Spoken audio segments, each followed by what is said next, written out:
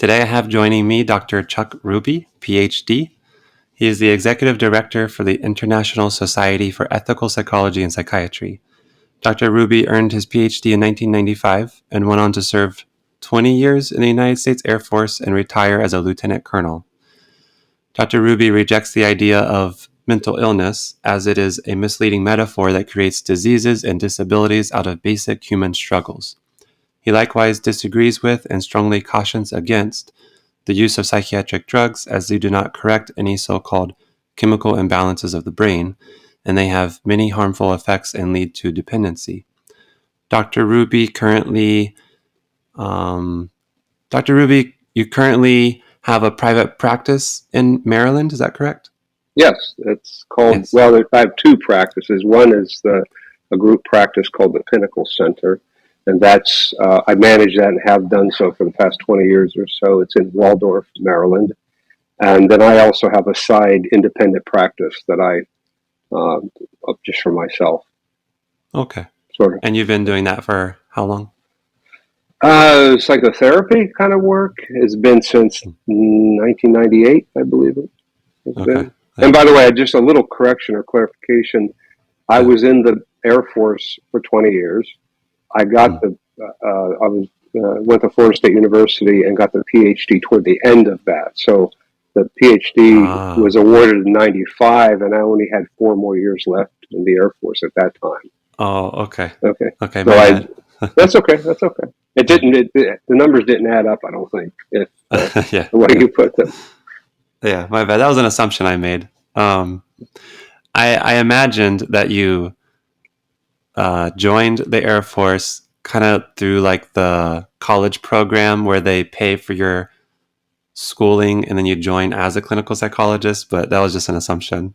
Right. No, I didn't do it that way. I joined, I got my degree, undergraduate degree, and I couldn't find a job. It was in the late 70s, and everything was, the economy was doing badly then. So I joined the Air Force because I needed a job, to be honest with you. And I ended up staying. Yeah. And you did some you did some counter-espionage type stuff. What did you do in the Air Force? I worked for 16 of the 20 years. I worked for an agency called the Office of Special Investigations, and it's kind of like the FBI for the Air Force. Each service has an agency like that. And what we did was major criminal investigations like murders and robberies and things like that. We also did large-scale fraud investigations, but we also had a counterintelligence, counterespionage, counterterrorism element to the work we did. And so I did the whole range of things. I was a commissioned officer, so although I did actual physical investigative work, most of my work was managing other people doing that. And toward the end of my career, I guess you would consider me an investigative psychologist that consulted worldwide with our offices on a variety of different kinds of work. Wow. What got you in? What is your PhD in? It's formally, it's a PhD in psychology. The training that I underwent at Florida State University was the clinical psychology coursework. And what got you interested in that? In psychology? Yeah. Well, I've always been intrigued by us as people, what makes us tick. But when I was in undergraduate school, I started out with a criminology degree program, and I had was an incredible amount of elective credits I could take, and it was that so large that I can get a second major. So I got a second major in psychology. As I said, I went to the military after that and ended up in a criminal investigative kind of field. And then toward the end, got the PhD in psychology. So it all kind of fit. But sometimes it's hard to look back on your life and remember what really happened. It's easy with hindsight bias to make up a story that fits what happened. So I'm not real sure if I intended all of this, but anyways, it sounds like it's consistent, that you go from 0 to 10 and it all fit together. Um, Yeah. it happened to have, but yeah, it's after the military and after my criminal investigative kind of work, I'm purely now just working on people's behalf, individuals, and trying to Mm. help them understand the problems they're facing and help them process it. So it has nothing Mm. right now has nothing to do with law enforcement or criminal behavior. And I find it Yeah. fascinating. There are some really philosophical things and human things when you're working with someone that is just very intriguing, and it amazes me. People invite me into their lives to Mm. witness these struggles. And as you know, there's tons of things we don't tell others about, Mm.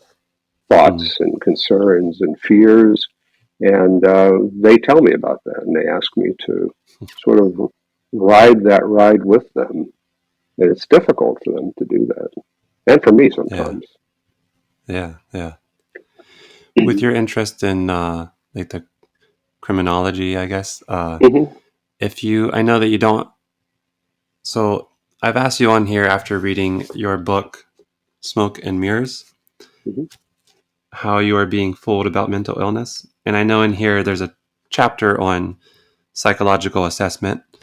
Hmm. Um, but I was going to ask if if you had more faith in psychological assessment, would you be interested in more of like a forensic psychology type of work? I actually thought that's what I was going to be interested in when I was retiring from the military and starting out.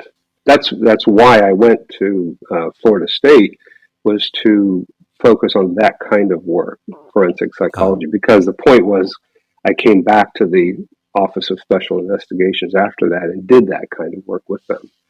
But I oh, quickly lost interest in that for a variety of reasons. I did some forensic work after my retirement, like child custody evaluations, those kinds of things.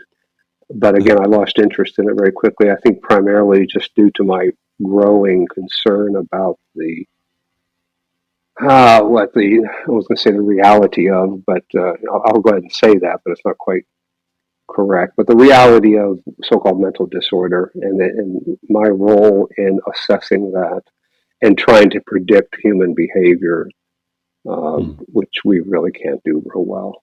And in particular, mm, psychological testing doesn't do it real well. mm. I know it's hard to look back on and remember the step by step, but can you kind of describe what led you to that conclusion, or what led you to basically where you are today, and the way that you think about mental health and therapy and testing? Yeah, you're right. It's hard to, again, I'm clouded by hindsight in a way. It's Yeah. hard to remember what actually occurred going forward.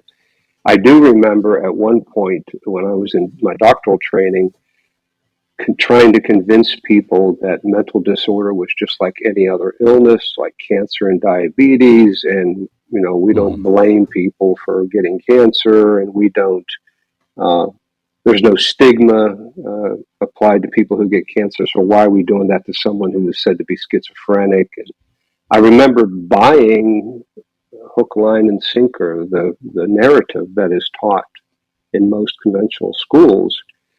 But over time, especially going into private practice and seeing people face to face and then reflecting on my own life and the difficulties that I face, as we all do, um, wondering, well, why are these things considered illnesses mm, in that sense? They're called disorders, but they're also called illnesses. And they're also called disease, mental disease. That's those three words: disorder, illness, and disease. They're not interchangeable, really, but in a way, in practice, they are used interchangeably.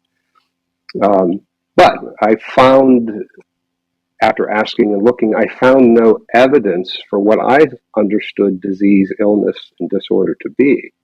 The Diagnostic and Statistical Manual that is used to diagnose in our professions, it defines mental disorder as a dysfunction, is the term it uses, dysfunction in the individual. mm, there isn't any evidence of a dysfunction in the individual. There may be problems functioning in life, but that's not because there's a dysfunction in the person. So if I have, epilepsy, let's say, there's a dysfunction, a neurological dysfunction in my body, in my brain, that makes me do things, that prevents me from doing things, that interferes with my functioning in life. That is really an illness. We may not understand like the genesis of that. We may not understand how best to treat it, other than palliative kind of ways.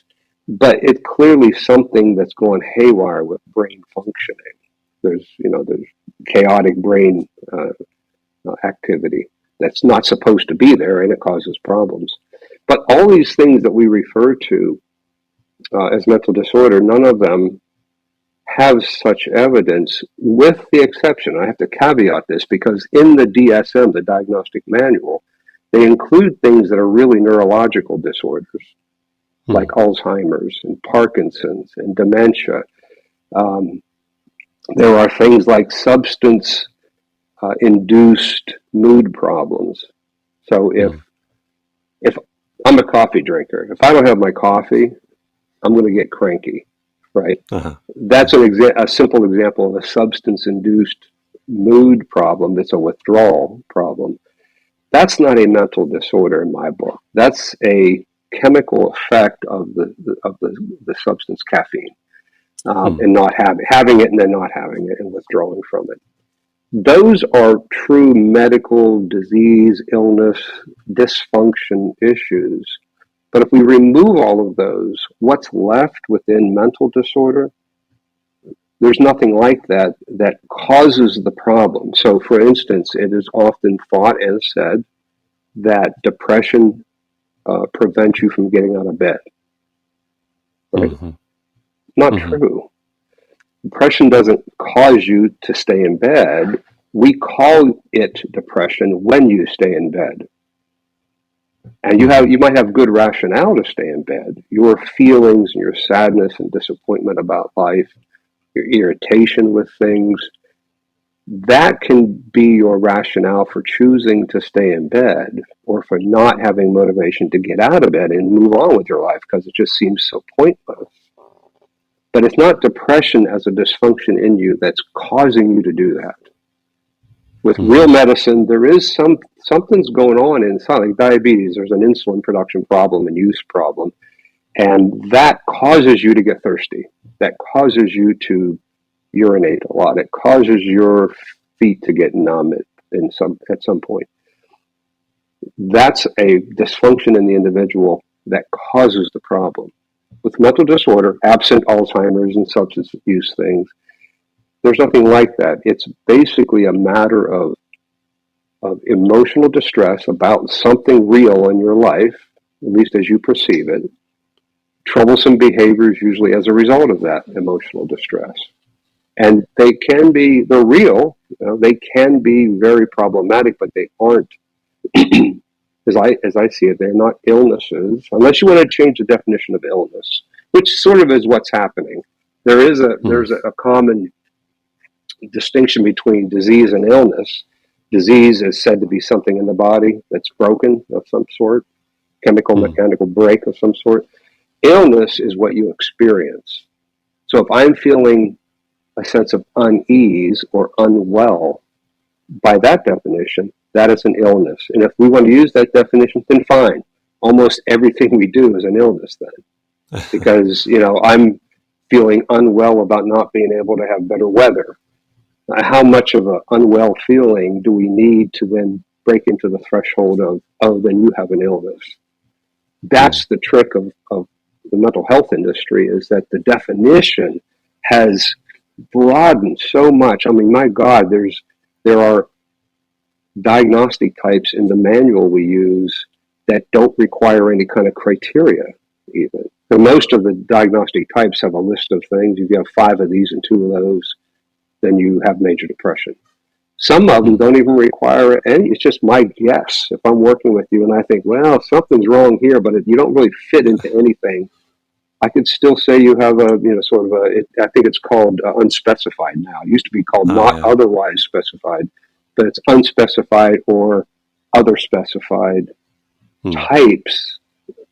So my point is anything that's troubling can be seen as a mental illness, thus the target of medical assessment and care and treatment, which is dangerous if there's not some kind of a medical problem there.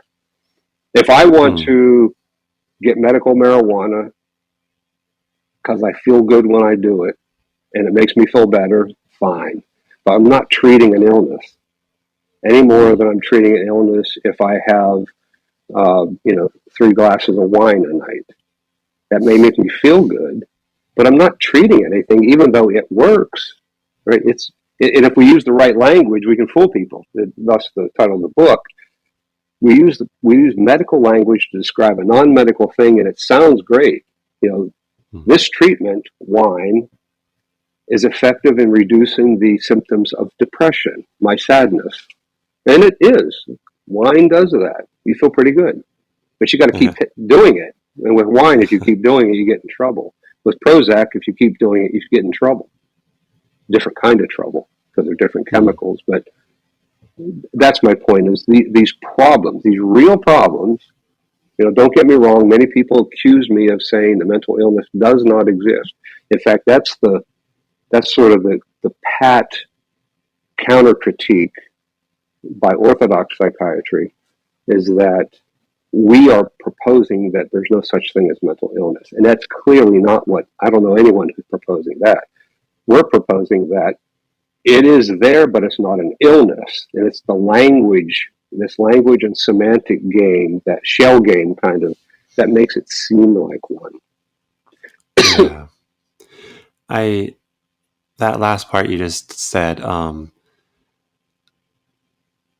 I feel like I'm very new to looking into. I'm still in grad school, so I'm Mm-hmm. being, I don't know if inundated is the right word, but I'm being taught the medical model and right diagnoses, and then reading your book, and like, so I'm still new coming into this idea of thought. And I Mm-hmm. follow some different psychologists on Twitter, and they talk about the anti-psychiatry movement, and Right. trying to Which figure is out a like what do they mean by pejorative. that exactly. Yeah, that's a Yeah. very pejorative Yeah. label. Right. Yeah. We're not And a lot of their, anti-psychiatry. yeah, and a lot of their criticisms, or like what you just said, they'll say like, look at this person and look at how, it's very clear that mental illness exists because look at, and Mm-hmm. I'm like, well, I just don't think that they understand what they're talking about by saying mental illness is a myth, or something like that. Like, Mm-hmm. yeah, Yeah, because it's so yeah, hard. I was, It's hard to get it. It was mm, hard for me to get it. It took me a long time, by the way, from start to when I started having questions, and then when I finally just publicly, saying what I think. That was a good 10 years maybe of a mm, slow, scary process because depending on what you do, you're in a university program, so you got to be a little bit uh, careful and you got to learn the stuff that you're supposed to be learning. I'm in yeah, private practice. I don't have a boss other than the people that I work for, the people that I try yeah, to help. So I can be more candid about my concerns. I know friends of mine, colleagues of mine, other professionals who have been fired for even speaking up like this. oh I really? don't want to call that censorship. But in some way they're seen as not appropriate for the position that they're in. Um, Mm, because they have these questions, and the questions are reasonable, legitimate questions that have yet to be answered. Yeah, we're not anti-psychiatry. We're more pro-informed consent, if you will, because that's a big issue. Is informed consent. what do you mean by that? Well, are you familiar with the term informed consent? Yes. Okay. Um, the whatever we do with our clients, I'll call them, we have an obligation, an ethical obligation, to fully inform them about what we're doing with them. Mm, And I think this is a lesser this is pointed out to a lesser degree, we have a duty to inform them honestly about what's going on with them. What is the problem, right? Just like a doctor, they assess you and they find out that you have diabetes. They have a duty to tell you you have diabetes, not tell you you have Alzheimer's, right? They have to tell you the thing you have and don't have, or you don't have diabetes.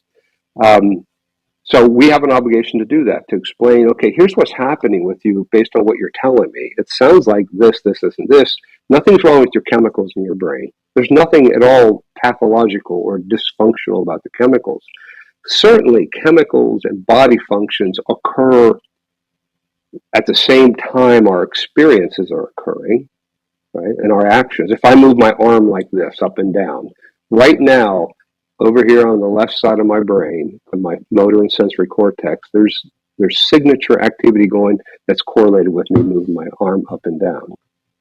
That doesn't mean that's a chemical imbalance. But that's the reasoning used behind this big chemical imbalance myth, is that because chemicals change when I feel low, that demonstrates the chemical imbalance. And then we see these pretty MRI pictures of brains of this child with ADHD. Look at the brain, and then look at this child who's normal. You can clearly see the difference in the brain functioning. There's proof that there's a chemical imbalance. That's BS. That's not proof of a chemical imbalance. It's proof of something we already knew. And that is, when we do unique things, our brain looks a certain way, and we do a different thing, it looks a different way. We've always known that. We've known if you look at something, the occipital lobe in the back of your brain is going to light up. You're going to see that if you did an MRI at the same time. If you hear something, a different part lights up. If you move a part of your body, a different part lights up. If you are thinking, your brain looks differently than when you're not thinking, when you're resting, and on and on and on. If you are being obsessive, your brain's going to look a certain way compared to somebody who's not being obsessive. That doesn't mean those brain changes are imbalances or pathology or dysfunction of any sort. It just says our brains do that when we do what we do. So we need to tell people that. That's the informed consent. We fully, honestly inform them, and then they get to consent to further work with us. That is not happening within the mental health field. Much of the time, people are either cajoled into treatment, they're told, well, you better, or they're forced, if it's serious, and sometimes forcibly hospitalized, forcibly injected with drugs, cajoled into taking the drugs, and many times the person is told, if you don't agree to be hospitalized, we're going to involuntarily hospitalize you anyway. So we really don't know how much of the people who are voluntarily hospitalized really are voluntarily hospitalized. But all of this is just in contrary to the principle of informed consent, which I think is the basic, our basic rule that we have to abide by. Otherwise, we are mistreating people greatly. So the so-called anti-psychiatry people, really, it's critical psychiatry and psychology. And it's based on pro-informed consent, not against psychiatry, but against harm and deception and that kind of thing. It's like if you have a criticism of the way psychiatry is doing certain things, then now you are anti-psychiatry. Yeah, it's an easy way to make it sound like you're a whiner or something like that. To not take you seriously, to marginalize you. And that's what happens, I think. Yeah. I have, I recently went to be seen about my thyroid, and they were talking through different thyroid supplements or like diets or medications for it. And I feel like it was maybe a 20-minute discussion, and any question I had was very well received, and it was just a good experience. And I thought about that experience versus the experience a lot of people get, especially when they either do voluntarily show up to maybe a psychiatric hospital or they're involuntarily committed, and then it's maybe a 15-30 minute interview, a diagnosis is made, and then medication is prescribed. And if the patient has questions about the medication, it's usually just like, why are you questioning my authority? Just Hmm. take the medication, you'll feel better. Yeah, I don't know, not in every case. And certain places I've been and stories I've heard, that seems to be an experience that happens. I'm Hmm. sure there are a lot of places that have very good, clear, informed consent. But I don't know. I don't know. I'm very new at this. I don't know the majority experience in that regard. Yeah, I think there are. It's not just within the mental health field, but in medicine too. There are many professionals who are very respectful and want to take as much time as they can with you to make sure you understand what's going on. Mm. But I've had the same experience. A cardiologist in particular I met some years ago. I had a question about um, statin drugs for high Mm. cholesterol, and it was recommended I take statin drugs. And I said, "What about this problem that I hear about?" And I'm not just anybody asking this because I do read the research as much as I can. And I understand Yeah. it. I understand some of the pitfalls and so forth.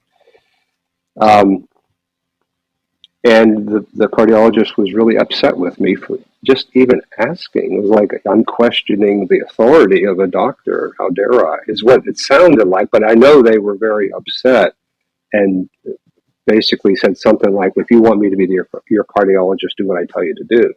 Now, Wow. that is not um, I don't know why that happens. Maybe it's a personality thing that particular person, but Mm. that is more so seen within psychiatry. Mm. Um, by the way, psychiatrists, well, all doctors, they have two basic functions they can intervene with. It's chemical and mechanical, right? Uh-huh. Surgery or drugs or burning or freezing or something like that. And so a psychiatrist, so you're coming to a psychiatrist to tell them that, man, I'm feeling really low and I've been thinking about suicide. I don't know what life's all about. Here I am in my middle ages and um, I don't see a good horizon here. We'll take this drug. Well, I don't want to take, I can go become an alcoholic if I wanted to do that. I could use a chemical to deaden or stimulate or whatever the chemical does to get this artificial feel good. If that's what I want, fantastic. But most people don't want that. Most people think these drugs correct something, and they clearly Mm. do not because there's nothing to correct. Mm. You can correct an insulin problem. Well, you can correct the blood sugar level in your, by with this artificial means. You don't correct a chemical imbalance with psychiatric drugs. Yeah. Can we spend a few moments here, because it's like they're referred to as psychotropic medication. Hmm. Usually they're referred to as medications, not drugs. Part of the And semantic and language shell game, yeah, yeah, the illusion and that creates. mm-hmm. um, and like you said, with insulin or a blood sugar level, you can take a sample and you could see that, well, you're low in this area, and this is specifically targeted for this, to balance out this low level blood sugar level that you have. But when it Hmm. comes to like depression or anxiety, especially, there is no sample that you can take. There is no blood test that's going to come back and show, oh, well, your whatever levels are low or high, so we're going to give you this medication. It's more that what are these psychotropic medications or these drugs that SSRIs or anxiolytics? What do they target?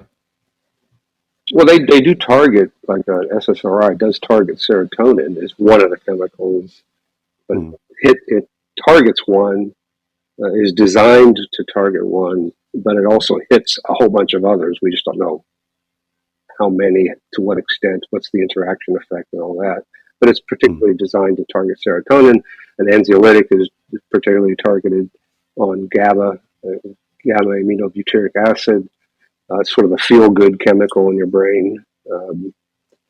So they're designed that way. But again, remember what I said before about dysfunction in the brain. I can drink wine.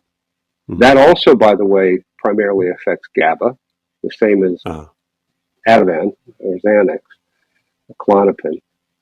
That's why when you're socially anxious, it helps to drink a little bit. Yeah, right. Does it help? It reduces your inhibitions. That may harm too. But my point is that when I do that, I'm not treating an illness, even though I am affecting chemicals in my brain and I apparently experience the effect.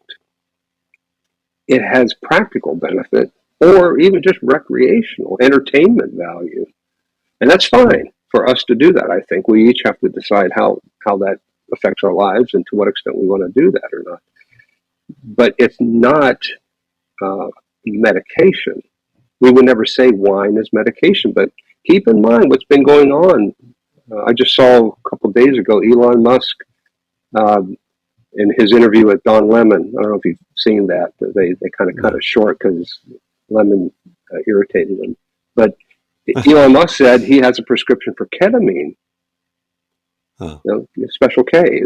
It was the terrible recreational drug that's now being researched and used for depression, along with other things like ecstasy and LSD is being researched and so forth. So anyways, my point is this shows us that they're not medications, they're chemicals.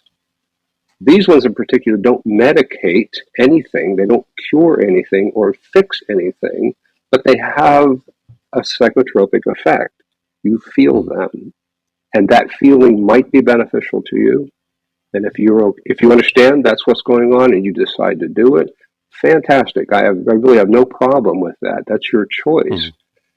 But if you're told this ketamine is treating your depression, that's where the BS comes in. That's where the illusion comes in because we're using the word treatment and depression.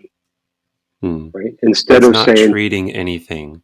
Correct. If the doctor would say, hey, listen, I can give you a prescription for Valium, it'll really make you feel good. And if you've ever had Valium, it does. It makes you feel really good at the right dosage. And you would say, well, what's this going to do to my depression or my anxiety? Well, it's doing nothing. It's just making you feel good. And I would argue it removes the emotionality that is the source of meaning in your life. So if you can't feel fear, then you don't know what's important as much. Right? I mean, emotion is the basis for our meaning. What we know is meaningful in life is completely through emotion. Fear, sadness, shame, things like that.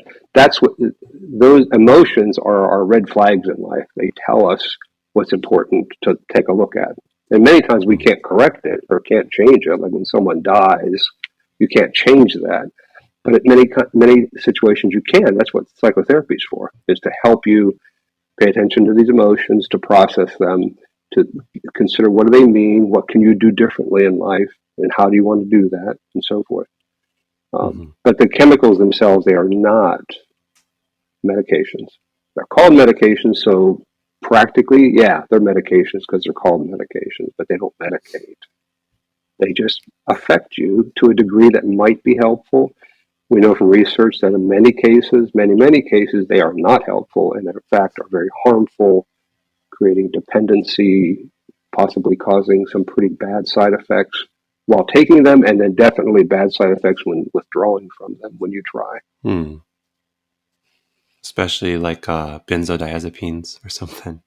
Yeah, those are like Ativan, Valium. Those are particularly difficult and dangerous to withdraw from. Just like alcohol. You get an alcoholic and you stop drinking completely, you can have seizures. And with those kinds of drugs, you can just die if you just stop cold turkey. That's what it's important to do it very slowly under the supervision of somebody who can prescribe so they can adjust the amount, the dosage. You gave an example in Smoke and Mirrors of a note that could be written to sound clinically Mm-hmm.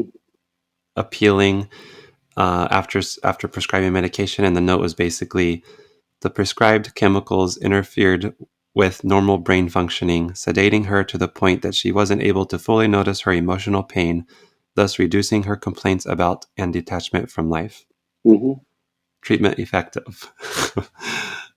Right, and that's sort of the non-medical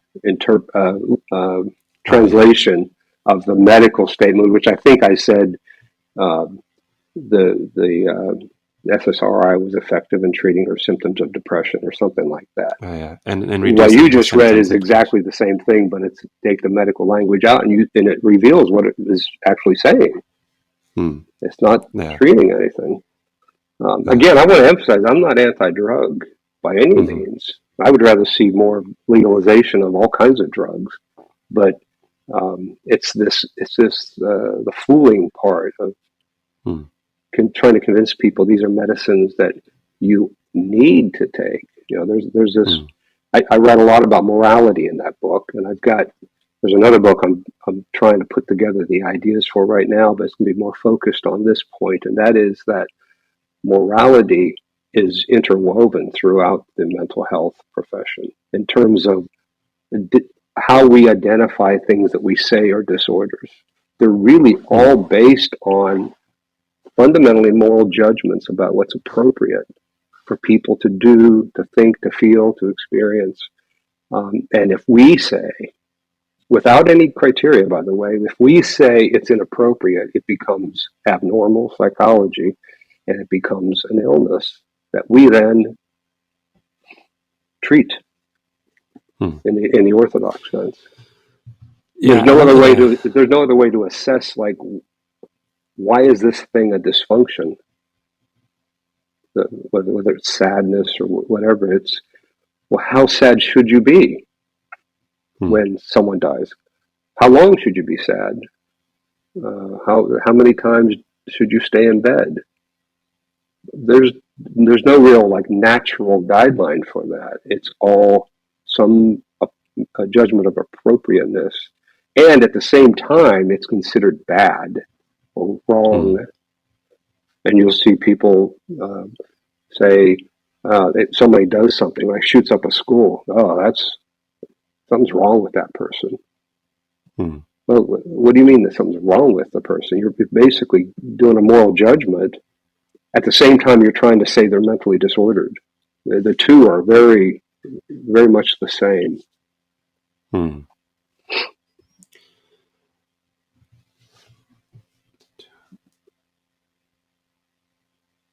You mean that they're very much the same, as in that you can't say someone's disordered without having a moral judgment about their actions?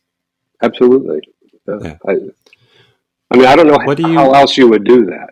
Right? What else do you base the criteria in the DSM are all moral judgments. So it's a period of poor mood for 2 weeks. Well, who came up with 2 weeks? A bunch of many times old white guys sitting in a conference room voting on the existence of disorders and criteria for those disorders, and they're using their own moral ideas about what's appropriate to come up with that consensus. That's how about homosexuality, how it was a formal mental disorder. It was considered a mental illness until 1973, and it's no longer after that. Why? Because the attendees at the APA conference voted to remove it as a disorder. We don't do that with medical problems. But we can't just vote to remove diabetes as an illness.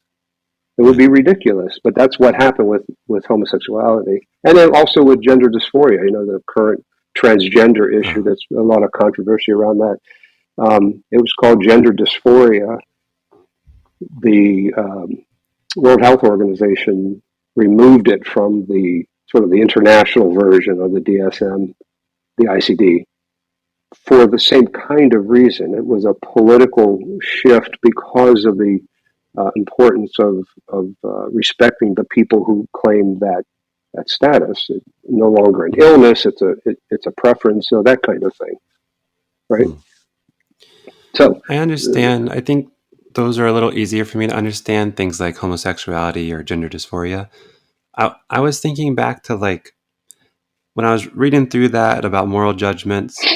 mm-hmm, I had two lines of thought, and one was I wanted to hear what you would think about, like, I know with so before, when people had mental health issues, they were either deemed possessed or demonized or criminals or something like that. And then around the time of Sigmund Freud, he tried to make it more medical and was like, no, it's doesn't have anything to do with, you know, being possessed or something. This is a actual condition, and let's label this condition and then talk about how we might treat people who have similar characteristics. And I don't know that I feel like that was taking morality out of it, whereas I don't know. I wanted to hear what you thought about, like, do you think that that's how it started, or is that just how it's ended up? Or would you say that that was also a moral judgment to say that?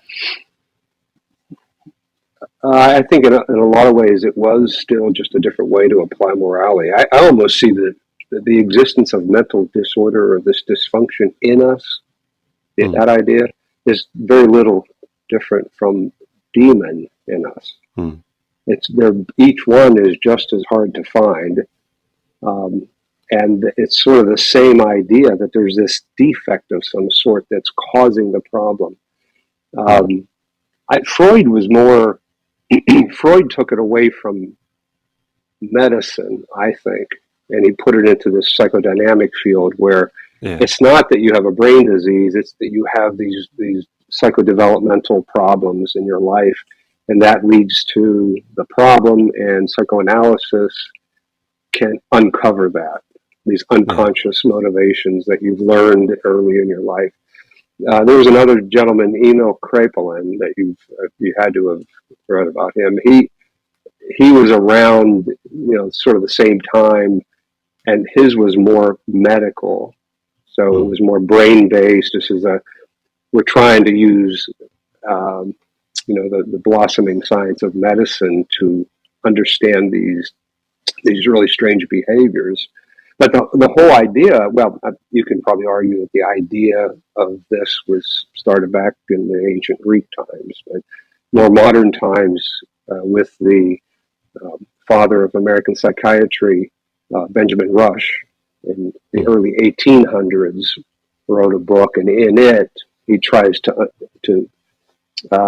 present these problems as medical problems that are due to some kind of dysfunction. So all along there's been shifts in how to look at these things. Freud in particular was a big shift away from, I think, this brain based thing. yeah. And he started that movement, but he still saw it as pathological. I mean, the Hmm, term psychopathology, it's an oxymoron to me. How can something psychological really be diseased anymore? hmm, It would be more like when we say this is a pathological relationship, or there are many social ills in society. We don't uh-huh, believe that literally. We understand that's a metaphor, and psychopathology is metaphorical, but the idea has been lost many, many, many decades hmm, ago. Um, so Freud had his impact. John Watson had his impact in behaviorism, and B.F. Skinner and so forth.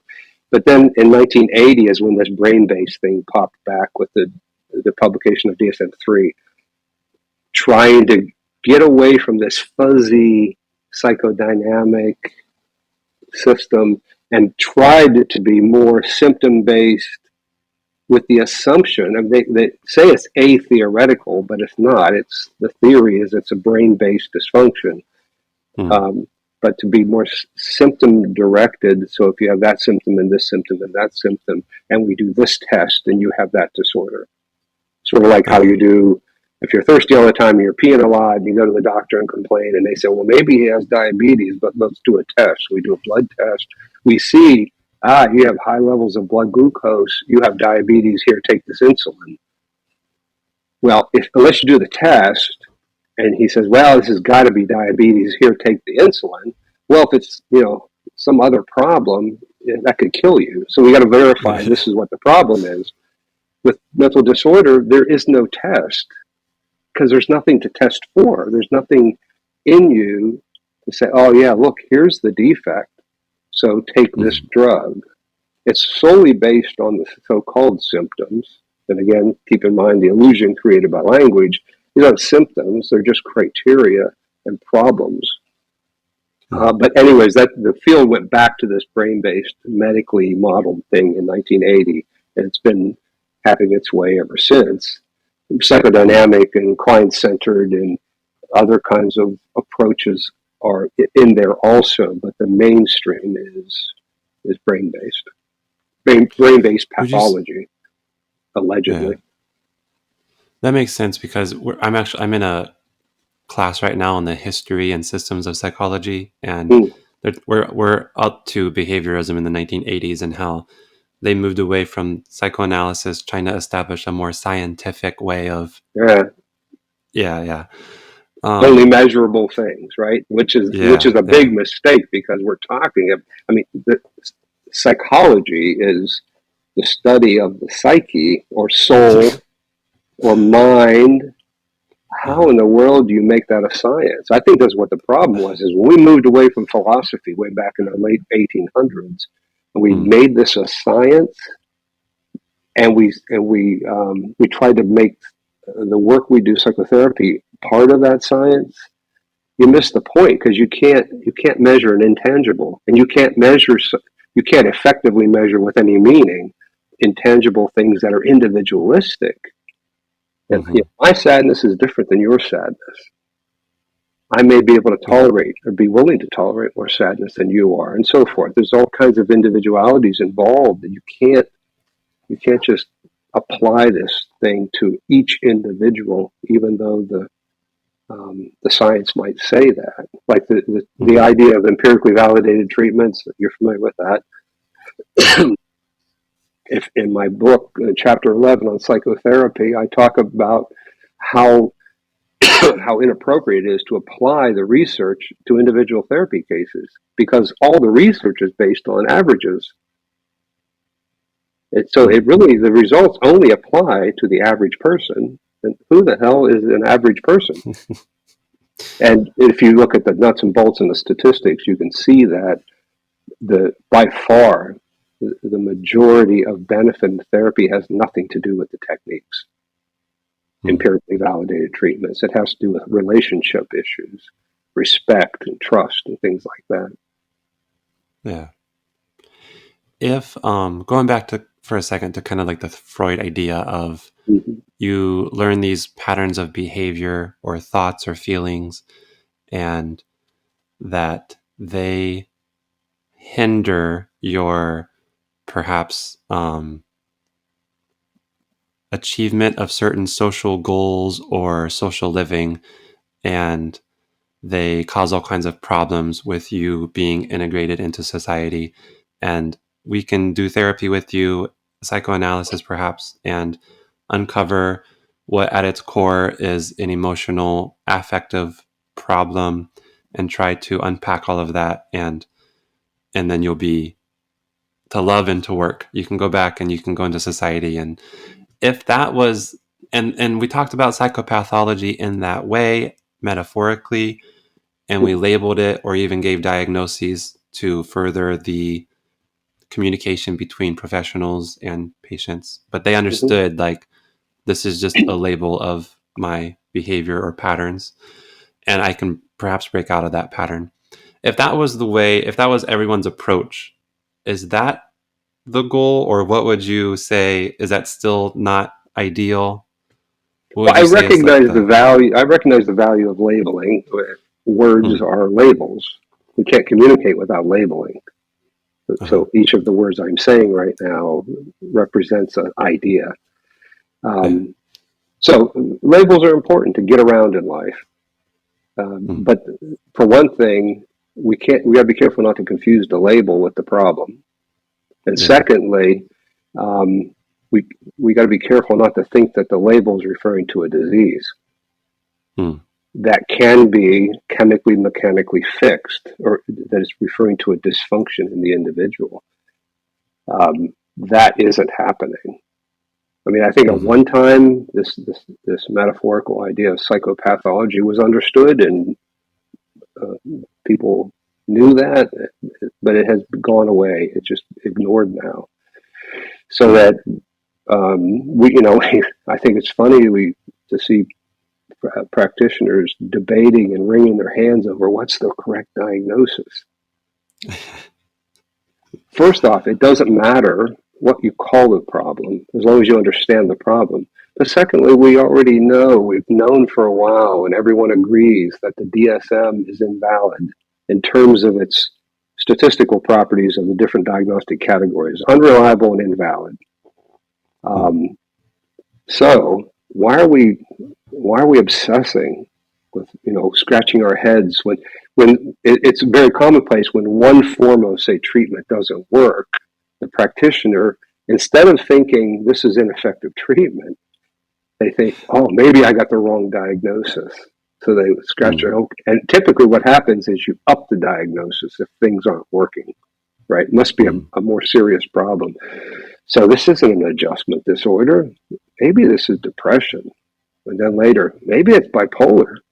And then later, maybe it's schizoaffective disorder. It just keeps going up and up and up because what I'm trying to do isn't working, rather than Mm. perhaps realizing what I'm trying to do isn't working because what I'm trying to do isn't working. I'm not addressing the problem. I'm trying to pigeonhole a person, and Uh-huh. I'm living this illusion with them. So I'm okay with. I was just talking to a supervisee of mine today about borderline. You know what that Mm. means? I understand what it means. I have no problem saying that to try to describe to another practitioner what I'm talking about, because that saves me a lot of time. I can say the Uh-huh. word borderline and the practitioner knows what I'm talking about immediately instead of me taking 5 minutes to describe the problems that the person's facing, right? Uh-huh. Real problems. Emotional instability is a real problem. This thing called splitting in relationships. You're either a demon or a saint. You're nothing Mm. in between. That's a real problem in relationships. Um, but it's not because you have borderline personality disorder. It's Mm-hmm. because you do that for whatever reason. There's all kinds of reasons why it might happen, and we may never know what the actual reason is. We can speculate and theorize.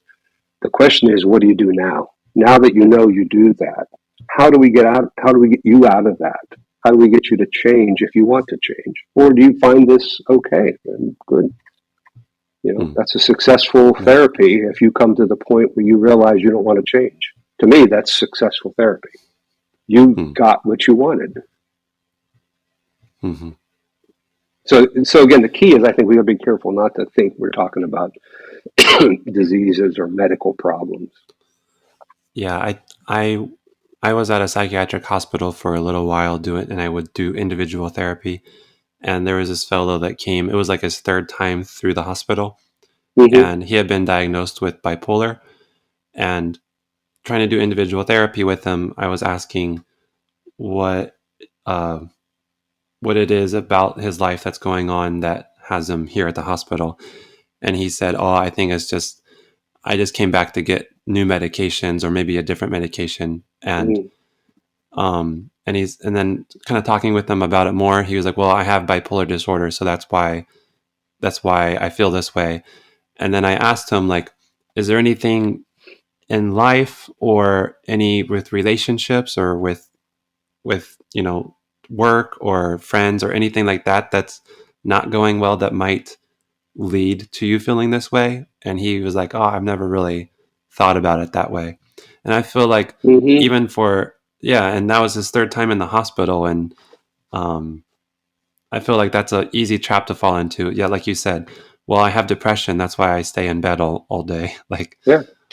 yeah, I mean, I would have been, I mentioned this in the book too. I'm convinced I would have been labeled with Asperger's disorder when I was a kid, Hmm.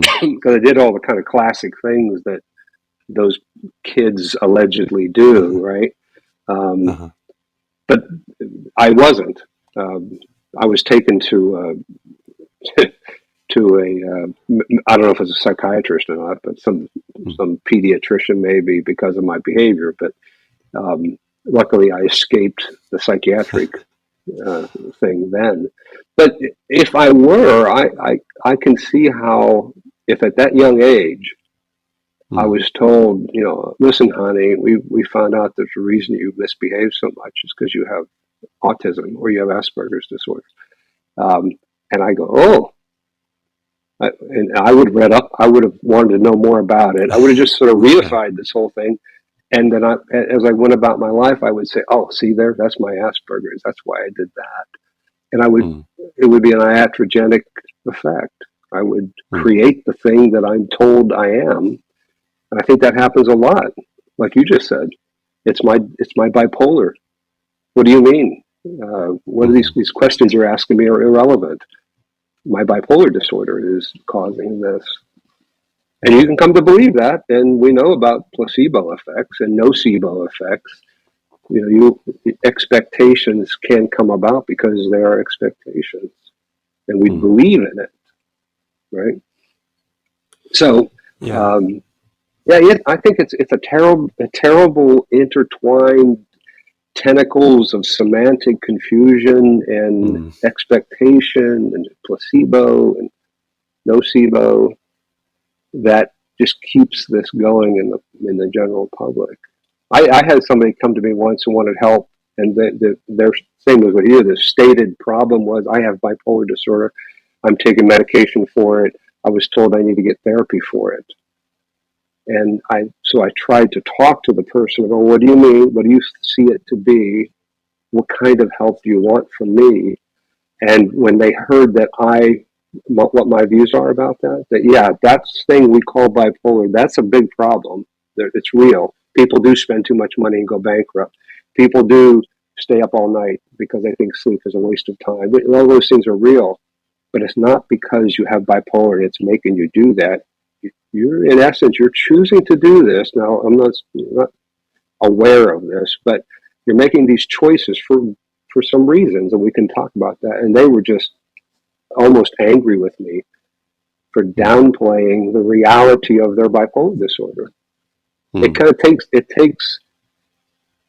a burden off your shoulders if you think my problems are due to this dysfunction that I have no control over, Uh-huh. or I have little control over.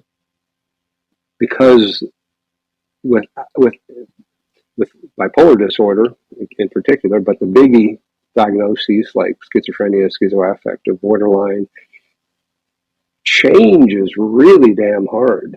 I mean, it Hmm. affects your relationships. It affects things you value in life tremendously, and so it's very, very difficult to do otherwise. I mean, hell, if you are trying to quit smoking, just that relatively minor problem, it has huge effects on you. When I quit um, in the Yeah. military, in the military at that time, smoking was a big thing. It was one way you got Yeah. out. You got to take a break because you can go smoke.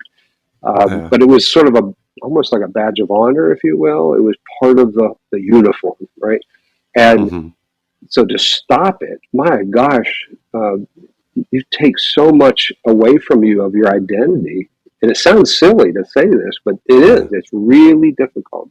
That's just smoking. Can you imagine changing these other things that are so far more ingrained in our value system and our Hmm. assumptions about life? That's wild. I never thought about it that way. I too quit smoking. I smoked 12 years or something like that, and Mm-hmm. I remember when I quit, yeah, it was part of it was like I had to mourn the image that I had in my head of who I was and Yeah, who smoking made me. And yeah, and if you think about someone perhaps with bipolar or schizophrenia, and you think about their style of relating and the lessons and the things that they've been taught and the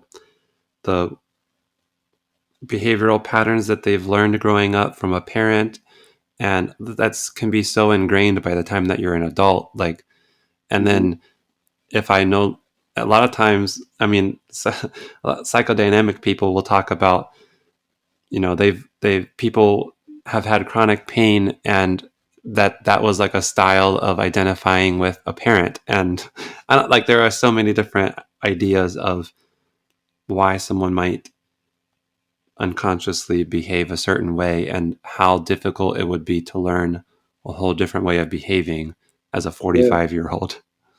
Yeah, and there's a matter of saving face too. That you can't live a life a certain way. Let's say as a schizophrenic, and then if you start feeling differently about life, and you don't have the hallucinations, or you recognize that maybe these hallucinations, these voices, maybe that's me thinking, and I'm so isolated that I can hear my thoughts, and over time, maybe that's what's happened. Um, it's hard to then come out if you're known as schizophrenic. It's hard to come out, just like someone who's gay or lesbian, to come out and be a different way, because you're different now, and people relate to you far different when you change like that. Even if you have like somebody who's a raging alcoholic in a family, and they stop drinking successfully, it causes a lot of problems for the family. You don't expect that, because now you have this sober person who you have to deal with and respectfully deal with. So yeah, and even good change or beneficial change can be difficult, just because of how it kind of changes the environment that you're in. So I see it almost like as life is a big jigsaw puzzle, and and they're all individuals, the puzzle pieces, and they fit together in whatever environment they're in. Therapy or change is like taking one of the puzzle pieces out and changing its shape and trying to put it back in. It doesn't fit well. So the other pieces that touch it, they also have to change in order to let it back in. And so, and then they change. So the ones that touch it, they have to change, and on and on. It's very, very difficult, even with a simple change. Yeah. And sometimes I've had thoughts like, like you said, you might think, oh, helping this person change and no longer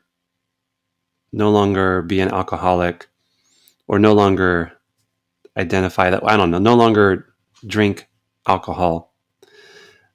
How that's like, sounds like a good thing, but how much it's gonna change, and it might even put a strain on the relationship that they have with people in their family, and they might have to abandon social groups and even family members who also drink. But you don't think of, you just think, oh, this is a good thing. I'm going to do this good thing for this person. Right. Yeah, Well, everything's going to be dandy.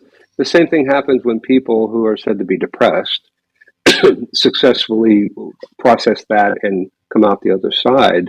Now they're a new person. They're different, and they affect people differently. And so there is that difficulty. You just don't change in isolation. We're always in relationship with somebody. Yeah. Okay. I could keep talking about this, but I know we have time, and I wanted to ask you about, you are, as I mentioned in the beginning, the executive director for the International Society for Ethical Psychology and Psychiatry. Can you tell us a little bit about this organization and how you became the executive director, what it entails, why we need it? Well, it's called ISEP, ISEPP. It used to be called the International Center for the Study of Psychiatry and Psychology, and before that, it was called the Center for the Study of Psychiatry. Name has changed, but the fundamental point of it has remained the same for decades. I think that technically it started in the 1970s. A gentleman by the name of Peter Breggin, who you may or may not have heard of. Dr. Peter Breggin is a psychiatrist from Maryland.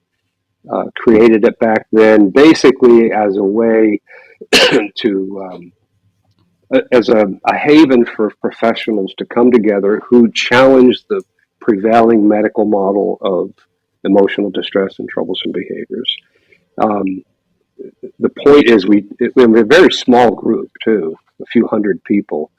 Uh-huh. The point is to say, look, these are serious scholars, academicians, practitioners who have important critique of what we're doing, and it's based on trying to avoid harm to people. It's trying to be more in line with informed consent obligations and reduce harm to people in a variety of ways. So over the years, it has continued on. We have a board of directors um, that sort of manage the ongoing affairs of it. There's a couple officers on that board of directors, the executive director, the chairperson of the board, and so forth.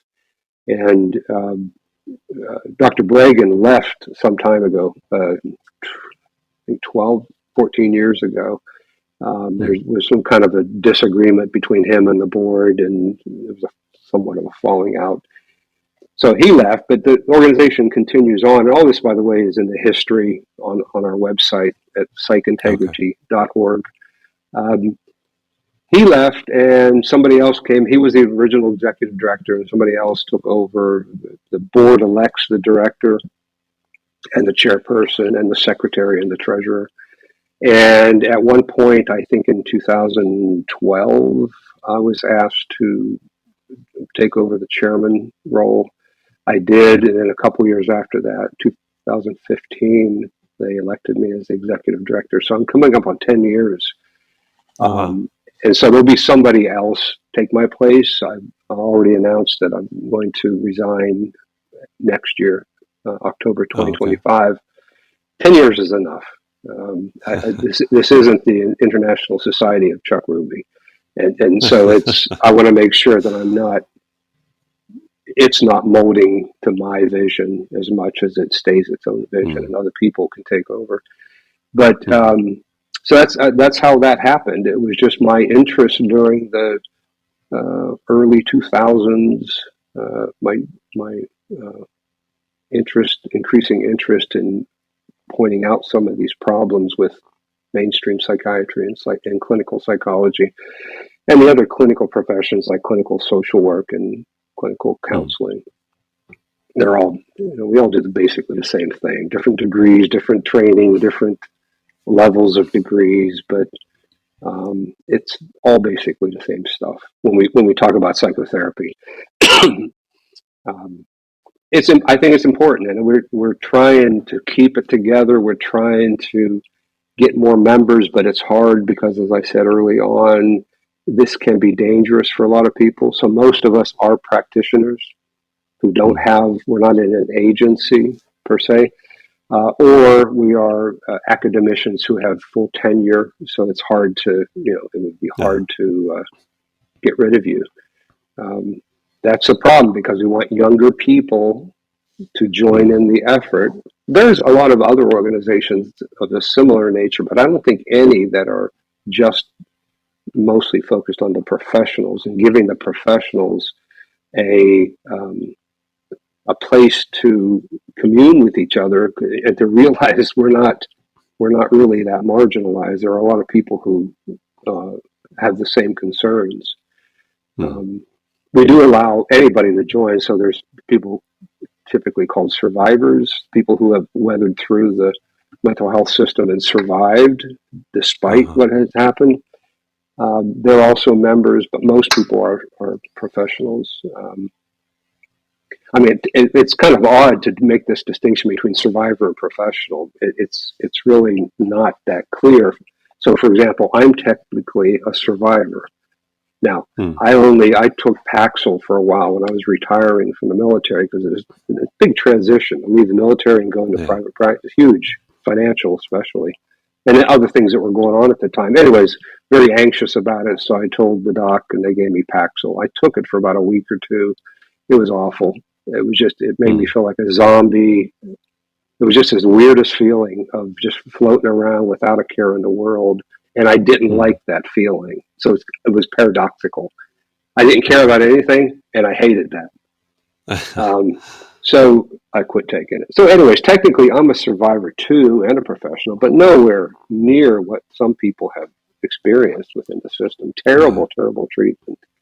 Um, Making this distinction sometimes causes a lot of like infighting between survivors and professionals, and that's unfortunate. But it is there. So that's ISIP in a nutshell. But people can read more about at our website, psychintegrity.org, and we've got a blog there called Fact Checking Psychiatry. We try to post some article to stimulate discussion among the general public, important issues about things. Maybe an article I just read an article yesterday about some research, some brain research, showing a switch of neurotransmitters being responsible for generalized anxiety and things like that. So it's an article like that we like to critique that to help people understand what it's really saying and what it's not saying. So anyways, that's it. Oh, yeah, that's neat. Okay, yeah, I'll put a link for that website in our description.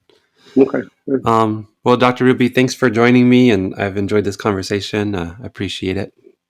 Thanks for having me. I have also enjoyed it. I could talk about this for hours. I know that that's not possible, but I appreciate you giving me the opportunity to use your platform to speak up about this. Yeah. Well, I could have you back one day. We could do a 3 or 4 hour conversation. Sure. It's up to you.